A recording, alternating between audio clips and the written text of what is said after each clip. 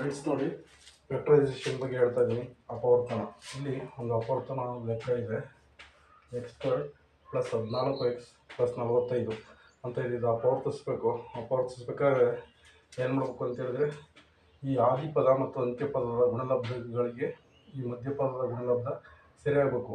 ಮತ್ತು ಅದನ್ನು ಕೂಡಿದಾಗ 14x ಆಗಬೇಕು ಅಂತ ಒಂದು ಪದನ ನೋಡಿ. ಇಲ್ಲಿ 9 × 5 9 45 ಆಯ್ತದೆ. 45 1 45 ಸರಿ ಆಯ್ತದೆ.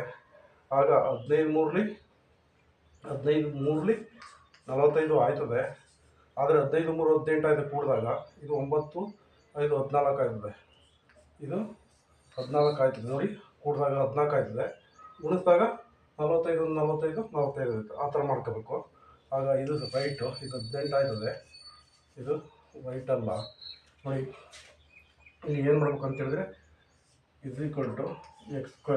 ಈ 14xನ 9 5 45 9x + 5x + 45 ಅಂತ ಬರ್ಕೋಬೇಕು. 9 5 14 ಆಯ್ತದೆ ನೋಡಿ. = x ಇಲ್ಲಿ ಎಕ್ಸ್ನ ಸಾಮಾನ್ಯ ತೆಗೆದುಬಿಟ್ಟು x × x ಕೂಡ ಇರ್ತದೆ. + 9x ಆಗಬೇಕು. 9x²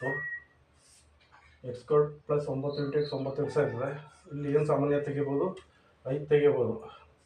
5 ತೆಗೆದ್ರೆ ಇಲ್ಲಿ x ಬರುತ್ತೆ.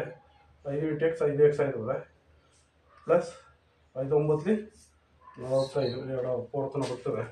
= ಒಂದು x + 5 ಒಂದು x + 5 ಇನ್ನೊಂದು x + 9 x + 9